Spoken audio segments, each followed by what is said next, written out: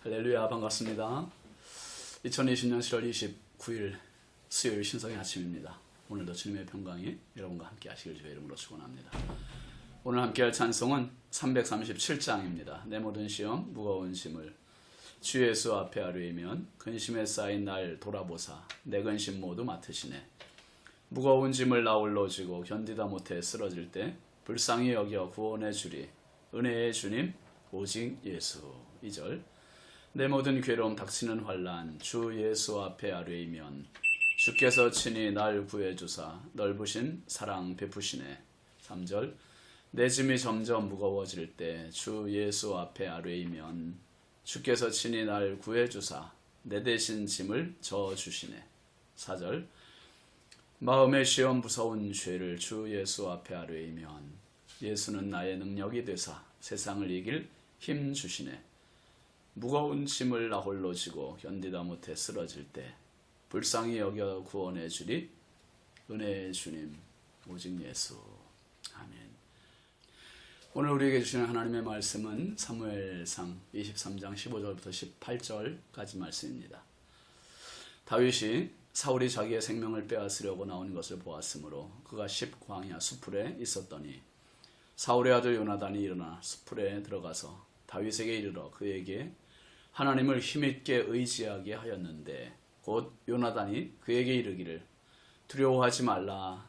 내 아버지 사울의 손이 네게 미치지 못할 것이요 너는 이스라엘 왕이 되고 나는 네 다음이 될 것을 내 아버지 사울도 안다 하니라. 두 사람이 여호와 앞에서 언약하고 다윗은 수풀에 머물고 요나단은 자기 집으로 돌아가니라. 아멘. 오늘 말씀 제목은 하나님의 대사입니다. 하나님의 대사. 여러분 다니엘을 아시죠? 다니엘은 유다 땅에서 태어나고 청소년기에 바벨론으로 포로로 잡혀가고 그리고 중년 이후에 노년에는 페르시아 제국에서 노년을 보냈던 사람입니다. 특별히 여러분 고위직에 있는 사람들을 보면 정권이 바뀌면 고위직에서 다 경질되는 경우, 개각이 되는 그러한 경우를 참 많이 보게 됩니다. 그런데 다니엘 같은 경우는 유다, 바벨론, 페르시아 이 세 개의 나라에 살게 되는데 바벨론에서 포로가 된 이후에 페르시아라는 나라로 완전히 바뀌었는데도 불구하고 끝까지 페르시아에서도 총리가 되어서 나라를 섬긴 사람이 되었습니다. 참 얼마나 신뢰를 받았으면 얼마나 탁월했으면 그렇게까지 됐을까요? 우리나라에도 그런 비슷한 사람이 있었습니다. 김대중 대통령 때부터 노무현 대통령 때까지 무려 7년 1개월 동안 우리나라 최장기 중국 대사로 있었던 분이 있습니다. 바로 김하중 대사인데요. 전 통일부 장관이죠. 그리고 그 이후에 이명박 정권에서는 또 통일부 장관까지 했던 분입니다. 그런데 이 7년 1개월이라고 하는 긴 시간 동안 중국 대사로 가 있으면서 그 하나님께서 역사하셨던 일들을 쭉 기록으로 남긴 책이 하나님의 대사 그 1, 2, 3권 상중하로 되어 있는 책이 있습니다. 그 책에서 장로님은 철저히 하나님께 매사를 기도했고 하나님의 기도에 응답해 주셨고 기도로 산 7년이었음을 증거하고 있습니다. 간증합니다. 그 중에 이런 내용이 있어요. 2006년 10월 당시 반기문 외교통상부 장관이 유엔 안보리에서 차기 유엔 사무총장으로 선출되었습니다. 반기문 당시 장관이 중국 정부에서 보여준 협조에 감사를 표하기 위해서 중국을 방문합니다. 그리고 중국 외교부 장관과의 회담을 갖게 되고 당시 그 중국 대사로 있던 김하중 장로님이 영접을 하고 또 안내를 했습니다. 그 반기문 장관이 중국 외교부 장관과 회담을 하고 그리고 당시 국가 주석이었던 후진타오 주석과 이제 회담을 하고 그리고 숙소로 갔습니다. 그 숙소가 반기문 장관과 김하중 장로님이 같은 숙소였었는데 반기문 장관 수행원 중에 한 간부가 김하중 장로님 숙소로 방문을 한 겁니다. 방문을 해서 그런 이야기를 하더래요. 내년 1월이면 반기문 장관이 유엔 사무총장으로 가게 될 텐데 공석이 되는 그 외교통상부 장관 후임 1순위가 바로 대사님입니다. 그렇게 이야기하더래요. 김하중 대사가 후임 외교통상부 장관 1순위라고 이야기하는 거예요. 그러면서 무슨 이야기를 하냐 하면 이렇게 이야기했다고 합니다.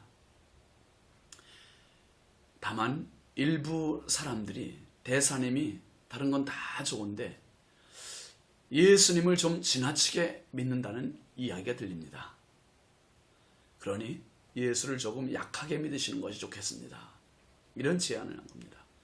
김하중 장로님은 그 간부가 자기를 위해서 해주는 말인 걸 알지요. 그렇지만 그날 대사관 직원들 중에 임원들을 다 불렀답니다.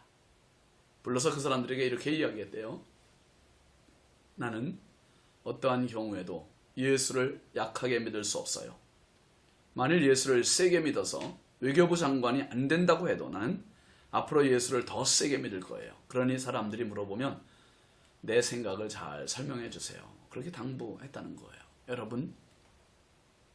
여러분은 어떻습니까? 예수님을 세게 믿는 편이세요? 아니면 약하게 믿는 편이세요? 이왕 예수 믿는 거 흐지부지 미지근하게 아니로 예수를 확실하게 믿고 세게 믿고 뜨겁게 믿어서 정말 내 인생의 전부가 예수 믿는 신앙이 될 수 있기를 주의 이름으로 축원합니다. 다윗이 그일라 성읍에 머물러 있을 때 그일라 주민들의 고발로 사울의 집중적인 추격을 또 받게 되잖아요. 광야 요새와 광야 산골에도 또 머물고 방황하는 다윗은 지금 너무나 인간적으로 힘든 시간입니다. 자기가 목숨을 담보로 위험부담을 안고 구해줬던 그일라 사람들, 블레셋으로부터 구해줬던 그일라 사람들이 사울 왕한테 자기의 지금 있는 자리를 고발을 하고 사울이 자기를 잡으러 온다는 소식에 도망을 갔죠. 그래서 광야 숲을로도 가고 광야 산골로도 가고 그 이야기를 듣고 이제 피했다는 소식에 사울은 다윗 쫓기를 잠시 보류합니다. 그런데 이제 오늘 말씀해 보면 다윗이 10광야 숲풀에 들어가게 됩니다. 얼마나 위축된 시간이고 두려움의 시간이고 불안한 시간이겠습니까? 참 힘든 시간이죠. 15절 말씀은 이렇게 얘기합니다. 다윗이 사울이 자기의 생명을 빼앗으려고 나오는 것을 보았으므로 그가 10광야 숲풀에 있었더니 다윗이 10광야 숲풀에 숨어있는 이 시간 사울이 자기의 생명을 빼앗으려고 나온 것을 멀리서 바라봅니다. 다윗의 눈에 사울이 지금 보여요. 참 힘든 시간입니다. 낙심스러운 그러한 시간이고 위축되는 시간입니다. 여러분 살다 보면 이런 때가 얼마나 많습니까? 공지에 몰리게 되고 힘겹고 이게 뭐 경제적인 돈의 문제에서도 사람이 이렇게 낙심스러울 때가 참 많잖아요. 건강의 문제에서도 아파서 병원 갔더니 의사의 입에서 떨어지는 소리가 청천벽력과 같이 그런 말을 들을 때 얼마나 낙심이 되겠어요. 또 자녀들의 문제가 쉽사리 풀리지 않고 계속 어려움을 당할 때 참 너무나 힘든 시간들일 겁니다. 너무 답답하고 힘든 시간. 지금 바로 이때 이 다윗이 힘을 잃기 쉬운 이러한 때 다윗을 찾아온 사람이 있습니다. 16절 보실까요? 사울의 아들 요나단이 일어나 숲풀에 들어가서 다윗에게 이르러 그에게 하나님을 힘있게 의지하게 하였는데 여러분 요나단이 무슨 말을 하느냐 하지 않느냐 보다 요나단을 만난다는 자체가 다윗에게는 행복해요. 정말 희망입니다. 자기를 생명처럼 아끼고 사랑하는 사람이 요나단 아니었습니까? 그 요나단의 방문이 너무너무 귀하고 반갑고 힘이 되는 겁니다. 그런데 여름 가뭄 속에 냉수와 같은 이 방문인 요나단의 방문. 요나단이 다윗을 찾아서 수풀에 왔는데 와서 하는 말이, 한번 따라해 보세요. 하나님을 힘있게 의지하라. 하나님을 의지하는 그 믿음이 약화되지 말라는 거예요. 하나님을 의지하는 믿음, 그거 포기하지 말라는 거예요.